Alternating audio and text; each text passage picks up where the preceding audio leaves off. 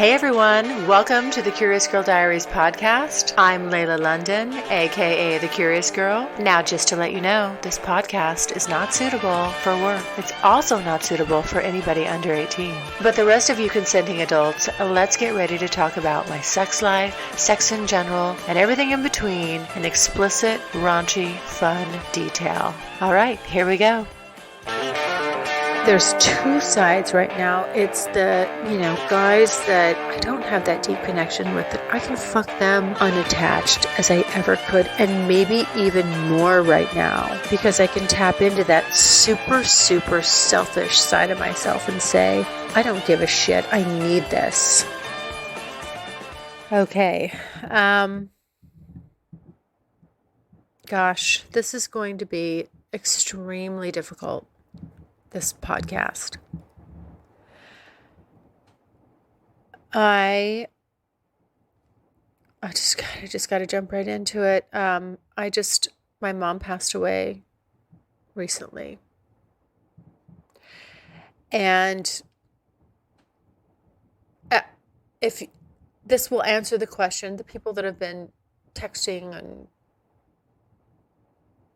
messaging and emailing, and wondering where I've been. And if you've noticed, there's been no recent podcasts or any updates whatsoever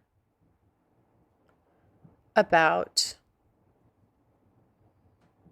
what's going on with me. And that's why, because I just lost my mom, and I was with her every step of the way and taking care of her and just doing everything for her, like you do as you have a parent that's ailing. And that's this past few months it's just come to a head. And so it's obviously taken over my life and my, and the sexual part of my life that I was living. So, it took me a bit, but I thought that, first of all, I have started to record this same podcast several times before, and I just couldn't do it. I was too emotional. I would break down. I would, and I don't want it to be about that. What I want to do, of course, I want to talk about her a bit, but I do kind of want to keep it germane to what this podcast is about. It's about my sex life. And so I thought what would be kind of funny is to, while I'm just getting the insight into why I'm obviously so grief-stricken. It's funny, I never knew what that word meant. Like, people think they know what that word means. Grief. No. I'm here to say right here and now, I never fucking knew what that meant. Just the depths of it, the way it affects you. And now I know. Now I get it. And I've had friends that have lost parents before. I didn't get it. But I do. I do now. I understand what that means, and I get it. Unfortunately, it's one of those things that you can't, unless you've been through that kind of grief, you won't get it. It's so interesting because there was someone that I started seeing that I've mentioned here on this podcast, and he had lost someone right before we met, about 4 weeks before we met. And he told me that, of course, in confidence. I'm not going to say who it is because I respect his privacy. But I remember at the time thinking to myself, holy shit, like it's too soon. Like, why is he out trying to, you know, date right now? He's just suffered, a tremendous loss. But now being in this grief, I get it. I fucking get it. I understand where he's coming from. I understand a lot of his motivations that while I respected, I didn't judge them at all. I just, I couldn't quite, I don't know how you put it, like I couldn't put a face to the name. I didn't get it. I didn't get why, he was driven in a certain way to do certain things and want certain things at that point. Now I understand. If he ever hears this podcast, he's going to know that who I'm talking about. And I just want to say, like, I so get it. I so understand where you were coming from at this point. And right now, what I'm wanting to do is, I'm wanting to get lost in people. I'm wanting to, I can see myself just, I don't want to say, it's the wrong word to say, like, using someone. I just want this grief to go away. And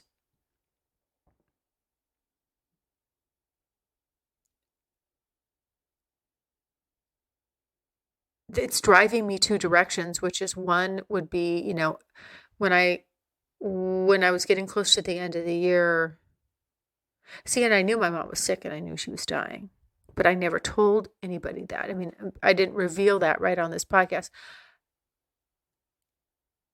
And as you notice, like the frequency of my podcasting, the just what I was putting out there had diminished, and I was saying, "Oh, I'm busy with work," and yes, I was, but that was what was really going on. That was a huge driving force that was keeping me from being able to just talk, because I felt like if I can't, it's hard to get on and you're doing a fucking podcast about your sex life and you don't want to have sex right now, or you're less inclined to have sex because you're hurting so badly. You're going through the bullshit that life is throwing at you, and you become the full-time caregiver for your parent, and they have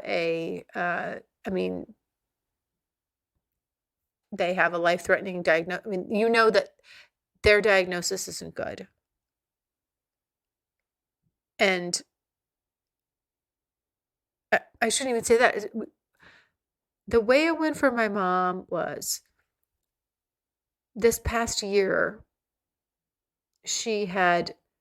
we knew something was going on. We couldn't put our finger on it. At first, I thought she was just kind of being kind of dramatic, like, I'm like, Mom, come on, what's going on?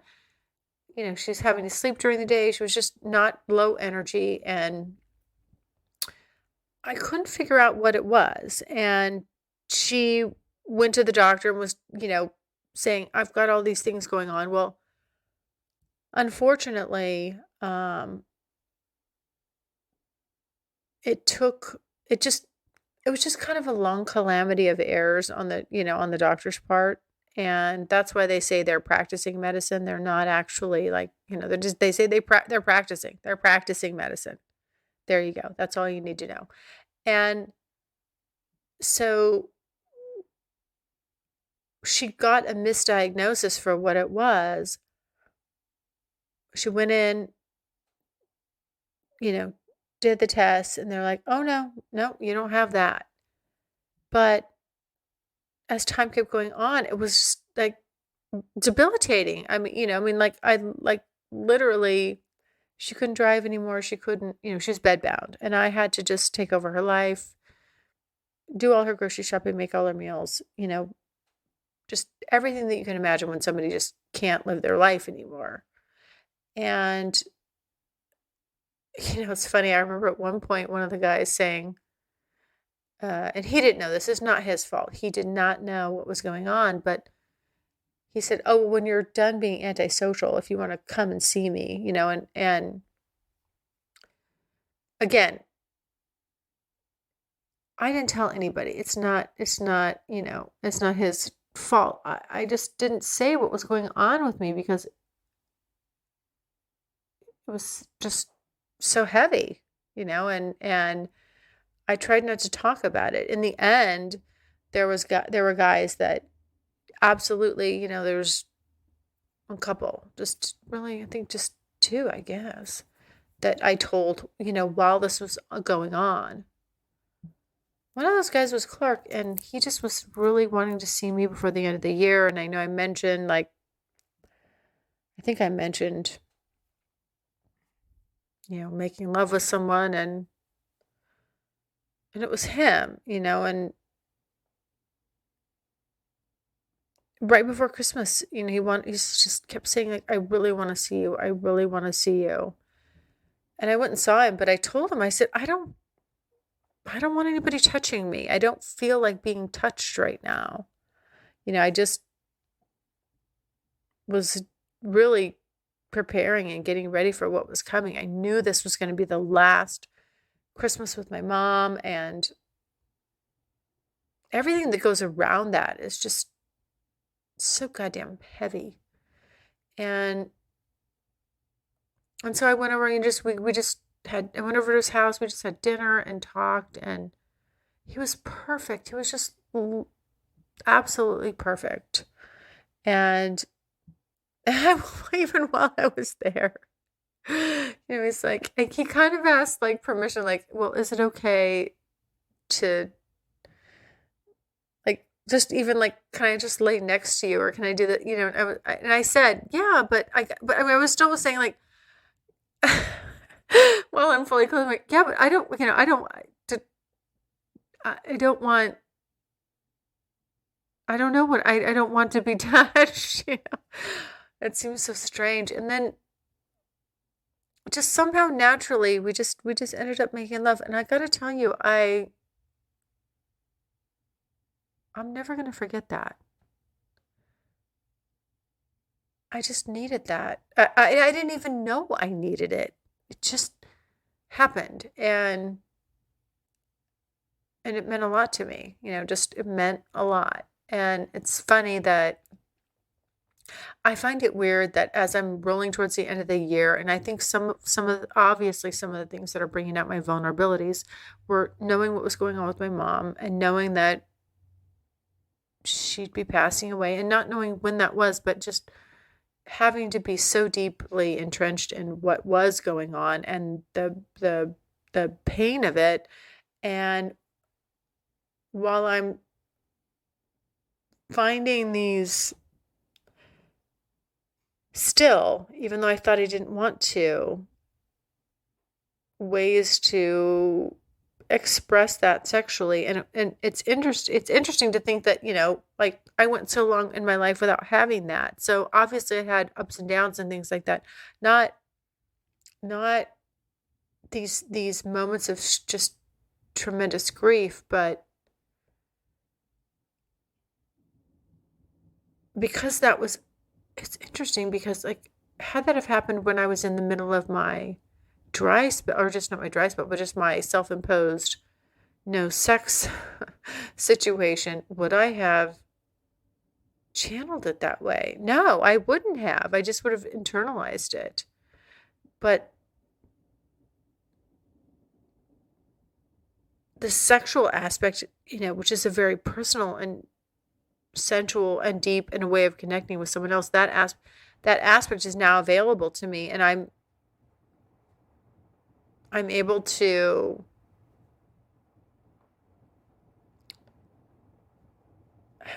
have that side of me now be a part of this grieving process, which is really bizarre. I have to say it's bizarre because despite the grief I'm feeling, it took about a week, but I'm still finding myself sexual. I'm still finding myself like I came back to it. I was kind of radio silent there for a while, but I'm coming back to it and I'm still wanting it despite the fact that I'm extremely, extremely sad. And that's kind of blowing my mind. I don't know why that is. All I can say is all it's revealing to me is that I've come to know and I've come to realize through doing this that sex is important to me. I've said it before, but now it's put to the test. I'm living it. And I'm like, yes, it is. Like I can say that it is. Even in the most heaviest, grievous thing I've ever been through, I still all of a sudden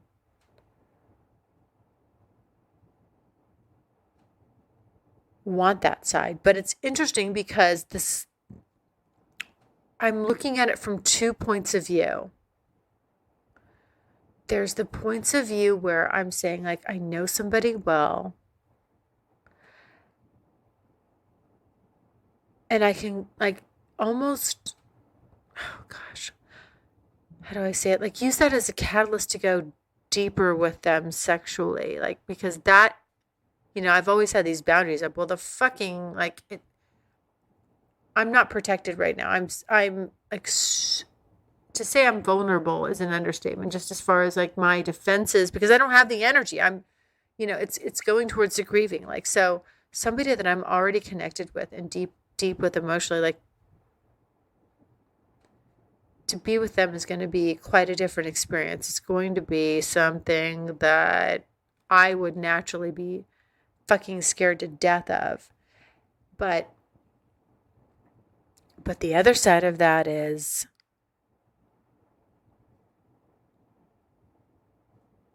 there's two sides right now. It's the split side. It's the guys that I don't have that deep connection with, that I just I can fuck even more. I can fuck them even more unattached as I ever could, and maybe even more right now, because I can tap into that super, super selfish side of myself and say, I don't give a shit. I need this. And I'm just going to do this. And I don't care. Right? Because at the end of the year, I was saying, hey, I've done the detached stuff, and there's nothing wrong with that. That's fine. But I think what I want is I just want more fun with somebody that I'm, more fun with guys that I'm a little deeper with. And again, that doesn't mean you're one-on-one. It just, you're a little, it's just less superficial. And now I'm saying, I want that superficial again. I want both.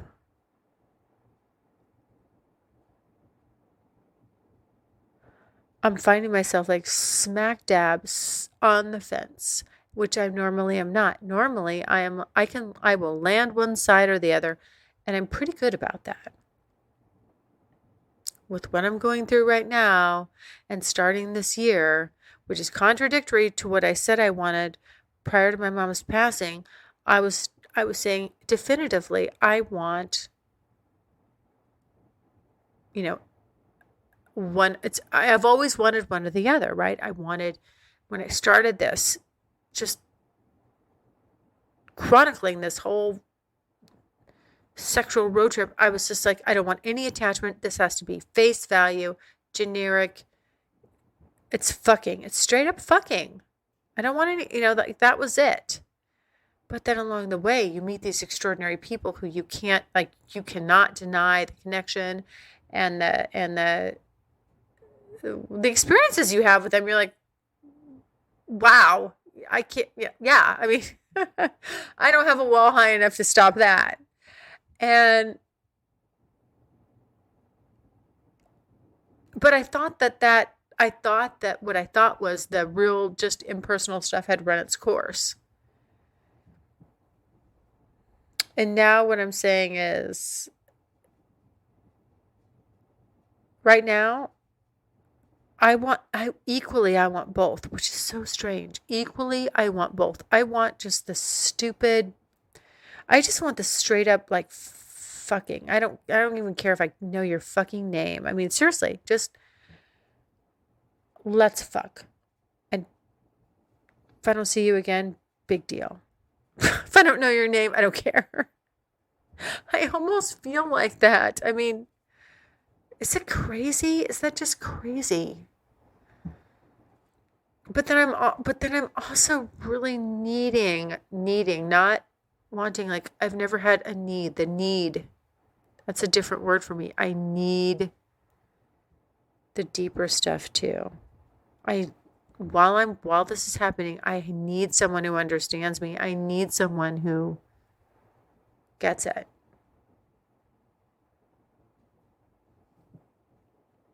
And it's only through this grief that I'm finding myself here, and I'm understanding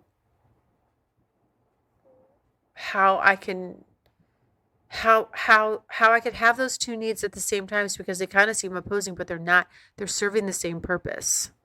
You know, it's comfort, and it's just the comfort that I need right now.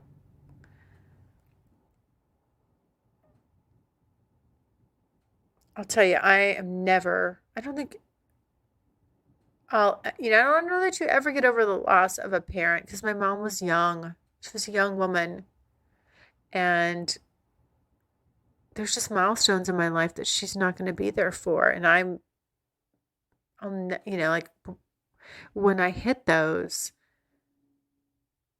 I'll always just wish she was there. And well, we drove each other crazy because we were so close. I mean, we lived next door to each other. For God's sakes, who the hell lives next door to their mom? I mean, our lives were continually commingled, and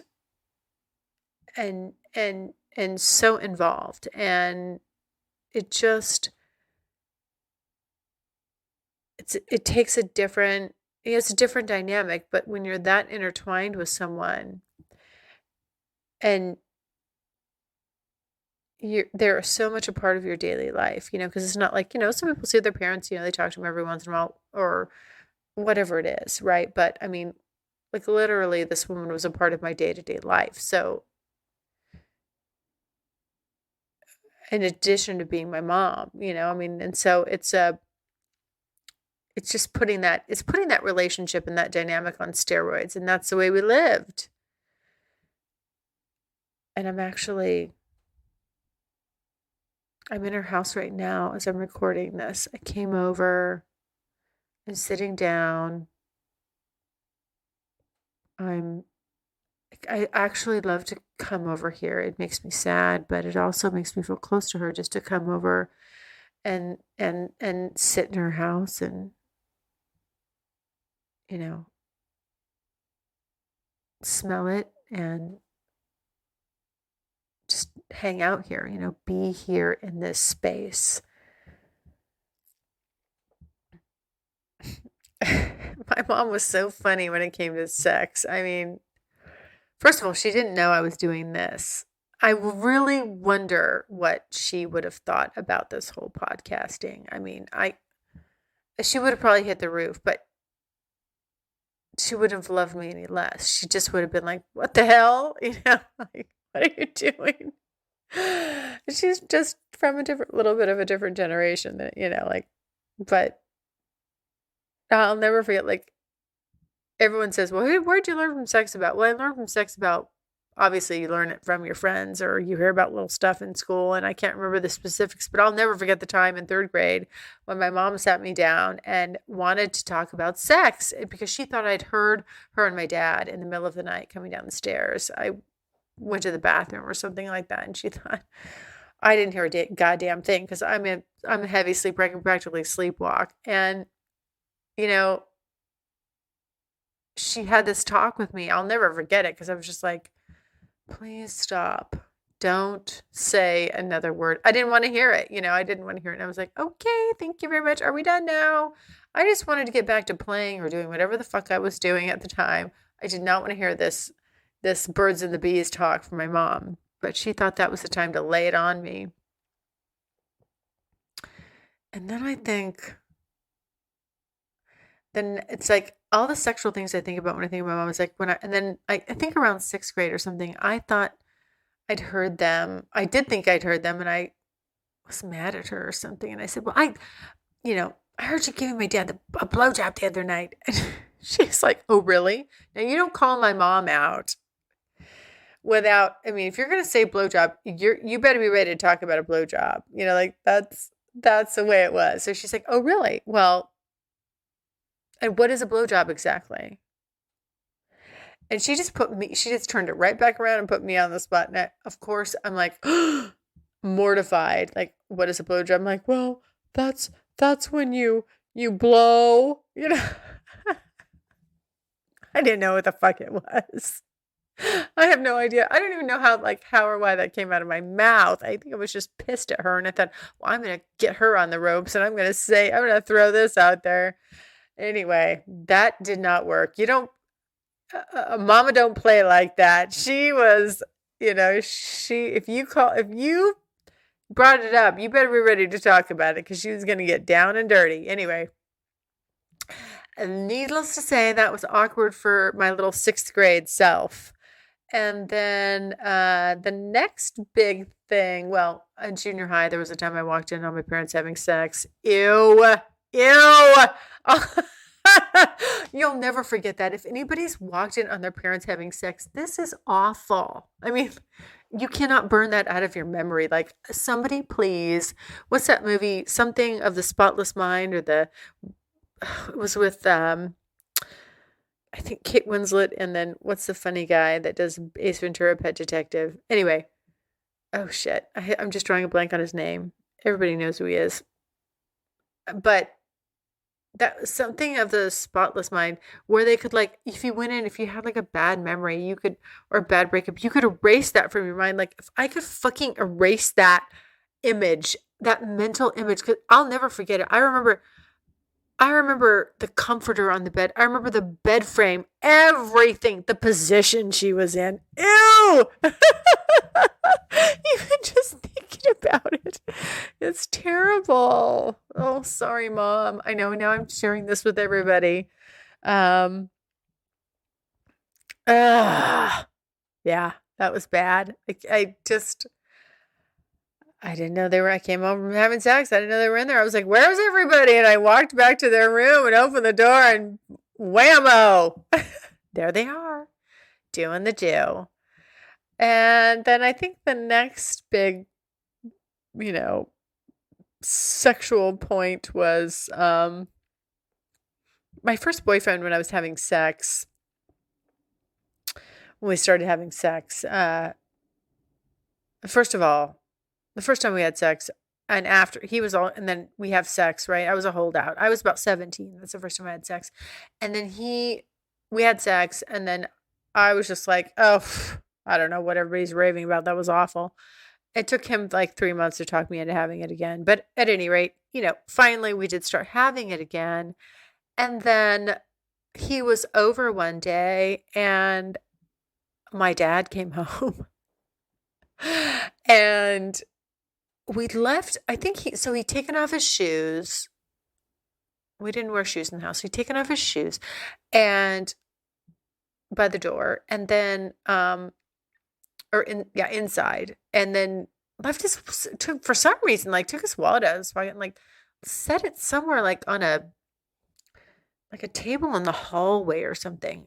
Anyhow, so my dad comes home, and this is, as I put it together, this is what I believed happened. He sees the shoes and he sees the wallet, and it's of course got, my boyfriend's driver's license in there, blah, blah, blah. But he's not seeing us anywhere. And I'm in my room with the door closed, and he's like, anyway, my boyfriend jumps in the closet and then my closet. And then he doesn't, I say, oh, I'm just in here. I'm just going to grab my stuff. I'm going to come out and do some laundry. So I like throw my clothes on. I walk out. I have some laundry in my hand, like heading to the laundry room. And my dad's like, well, I just stopped by to whatever, grab something. He's like, I got to go. So he left. And then, of course, my boyfriend, who's petrified, jumps out of the closet, puts his clothes on, and drives home as fast as he can get his ass home. And then it was a couple days later. I had the bathroom window open, or I don't know. I didn't have it open. I guess it was open. Whatever. I go into the bathroom, and I hear my dad and my mom outside, and my dad saying to my mom, "Well, they're having sex, blah blah blah blah blah. I know," or he said, "I know they're having sex," something along those lines. And my mom says, "Of course they're having sex. They're in love. What do you think?" And she was just so calm and matter of fact about it. Although I'd never talked to her about it. I didn't say we were. She just kind of like, basically, because he was just up in arms like, what are we going to do about this? And she just kind of said, hey, they're in love, they're of a certain age. Of course they're having sex. Why is this such a shock to you? Is basically what she was kind of saying. Like, what are you new? Like, when did you not get the memo? And I'll never forget that because like, oh, right on, Mom. I mean, she just really kind of, she calmed him down. She said, well, I'll talk to her about it or whatever. So I was like, oh shit. So I knew that talk was coming. And then we actually had a, family vacation planned. My mom and I were off on a walk together, and it just kind of came up. And so we talked about birth control and all this, that, blah, blah, blah. But, it was just interesting the way my mom, always kind of handled those things. She was pretty good about that and open about that. And then as the years progressed and as I got older, my mom was always the mom that my girlfriends wanted to talk to about. They'd come over, and if we were talking about sex, they would talk to my mom about sex. My mom would give them advice. And I'll never forget, though, going back to that day when we were on our little family vacation, my mom was having our first sex talk when I actually was having sex. And she said to me, she said, well, so does he do anything for you? And I was like, what do you mean? Does he do anything for me? And she said, well, are you having orgasms? Do you know what an orgasm is? Of course, I knew what an orgasm was, and I was having orgasms, but I wasn't having them with my boyfriend. I was having them because I was masturbating, and had been masturbating since I don't know when. But I knew how to give myself an orgasm. I couldn't say that to my mom at the time. I mean, I couldn't say, yeah, I touch myself all the time and get myself off. My mom was, but the point that my mom was making was, she said, listen, if a guy's selfish and he doesn't care about your needs and he doesn't care about getting you off, if he's selfish, he's always going to be selfish. And that selfishness will extend to other areas of his life. So get rid of him. And that's what she flat out said. I never forgot that. It was quite interesting. I never forgot that. But interesting. And then, and just from there, as I evolved, as a young woman sexually, I always felt like, well, I know my body. And I know how to give myself an orgasm. So if a guy doesn't know what to do, it's not a big deal. I know what to do. But certainly over the years, you did realize, like, hey, there's guys that know what to do and make an effort. And because they're interested, like they want to get you off. And there's guys that just don't care. I haven't actually run across, thank goodness, too many guys that just don't care. Genuinely, most of the guys, like they're trying, like they want to make you come. And so, but that was a really good, key, important thing, to know from her and to take forward into my life as a woman, just in dealing with guys. And like I said, fortunately, I haven't run across many guys like that. Really, most of the guys are keen on everything being reciprocal, which is great. I mean, that's great. I haven't had that, but what a great thing. I mean, I don't know, what an awesome thing for a mom to say to her daughter, just like, hey, if you find somebody that's selfish in bed, take note of that, because that probably means that they're going to be that the selfishness is going to show up in other ways too. And I love her for that. I mean, like, that was great. That was a really important thing to say to a young, 17-year-old woman, girl, who's kind of just starting to experience her own sexuality. So thanks, Mom. That didn't fall on deaf ears. I appreciate that. And yes. So anyway, I think that I'll be getting back to my normal shenanigans, but the truth is, I don't know. I have no idea now what to expect from myself. And everything that I thought that I was where my head was at when I was focused on the end of the year stuff and all that. I mean, I don't know. I mean, I think a lot of that's gone out of the window. I don't know. I almost feel like I'm back to square one. I'm back to where I started at the beginning of last year when I first started doing this, just wondering, like, what the hell am I doing? That's kind of where I'm at right now. I'm really asking myself, like, what the hell am I doing? Do you even want to keep doing this? Do you want to keep putting yourself out there? Do you want to keep making this a priority? Because nobody would blame you if you didn't. I mean, you've gone through what you've just gone through.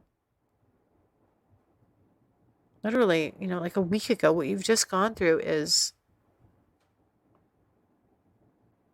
devastating. And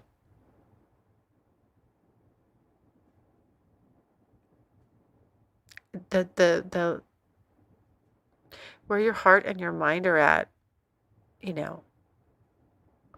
can be so contradictory to where you need, you need to be to keep this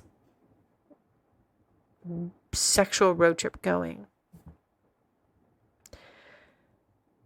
But I think I'm okay with that. It just is what it is. It's going to be whatever it's going to be. And I'm not going to hold my feet to the fire to do anything, be anything, or feel anything that I once believed. I mean, even some of the people that I've had some heavy judgments about, I'm like,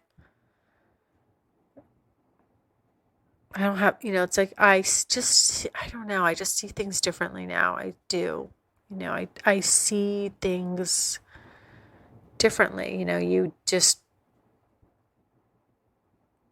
I don't have the energy for certain things, and that's okay. And I do have the energy for certain things, and that's okay too.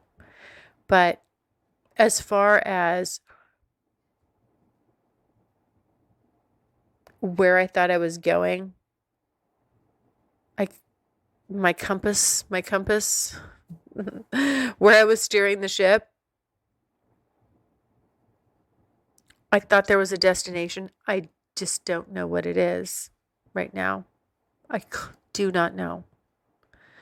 And so I'm going to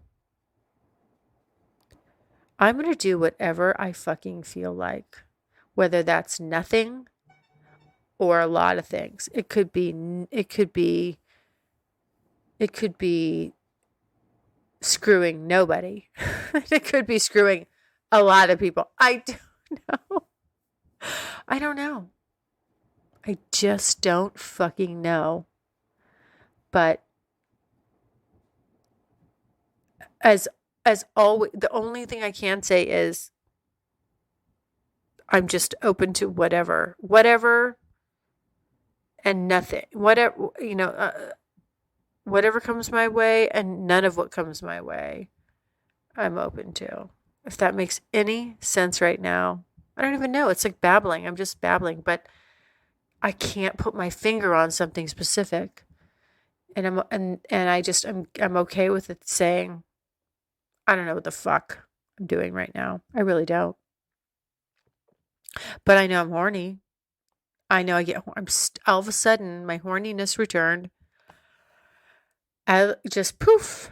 It's back, and I'm thinking like I could just yeah, I could. I mean, the thought of fucking someone, just jumping on them, fucking them right now, getting lost in someone is so appealing.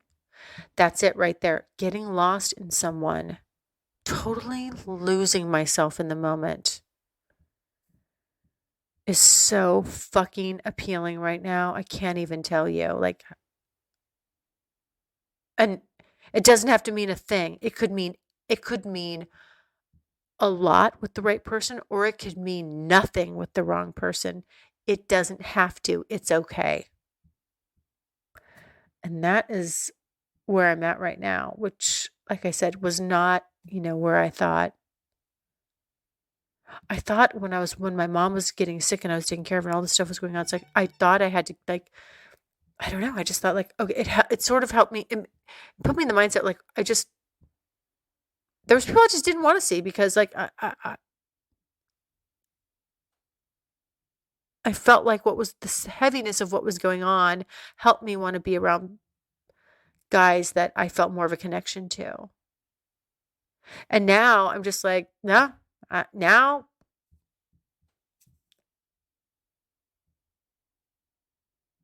I don't have to have that prerequisite, right? I mean, right now it's okay. It's okay. One of the guys that I've seen over the last year went through something similar. And when I first met him, he told me that, he'd lost a parent. And uh, I've always felt really, fond of him. And when somebody opens up and tells you something like that, I mean, they just, you feel protective of them. I mean, they go in a different category, regardless of how deep your interpersonal relationship is with them, how deep the dynamic is. And I always like really liked him because of that. I just like felt like, this is someone that's experienced life, the ups and the downs, and you feel like you can relate to them. And he texted me the other day and he's like, how are you? And I just said, I know this is awkward, but I know I can tell you this. Because when people ask you, how are you? That's like a fucking loaded question right now. It's a shitty question. I hate that question because you're faced with an option. Do I lie or do I tell the truth? Because it's not good either way. There's no, it's just a fucking downer either way. But yeah, so he was asking, well, how are you? And, like, hey, sexy, blah, blah, how are you? And I'm like, oh, God. And I said, I know, I'm like, hey, this guy, of anybody, this guy will get it. And I told him, and, he just, again, he had the nicest response. And then I said something like, well, but I got to tell you, I'm kind of curious to, like, I'm kind of curious to know what Marvin Gaye was talking about when he talked about sexual healing. I mean, is that true? I think that's what I need to devote this coming up year to. Is there really such a thing as sexual healing? Because I can tell you with Clark, I felt like there was. I mean, it meant something different for that moment in time, knowing what I was going through and the way he handled it. Just there's something to that. There's something to it. So there you have it. I've outed myself. I've outed what's going on, and there's been a lot of. I know everybody. There's been a couple people. I don't want to say everybody, like it's this mass crowd, but several. People reaching out saying, "Oh, how are just wondering kind of where I've been, because I've been off the radar a bit, and what's been going on, and that's what it is. And I just thought this way I don't have to it's saying it over and over and telling the story over and over. It sucks. You don't want to do it. But this sort of gives me a way to do that and be honest about things. And again, never in a million years thought I'd have a podcast where just didn't think I'd be podcasting anonymously. Did not think I'd be talking about the death of my mom. And then sharing that with people that tune in because they want to hear about my sex life. I know, it's weird, but it's real life and it's landing in my lap, and this is how I'm choosing to handle it. So there you have it. I thank you guys so much for if you've listened all the way through, I'm sorry. There was probably not a single boner that was popped, but I'll get back to it, and hopefully I can redeem myself in the near future. All right. Take care, everyone. Bye. Thanks so much for listening. And if you like what you hear, refer me to a friend, and make sure you're following me on social media. Also, go to the website, thecuriouscirldiaries.com, and join my subscribers only list for access to exclusive content. And as usual, questions or comments, you can always email me at curiousgirl@thecuriouscirldiaries.com.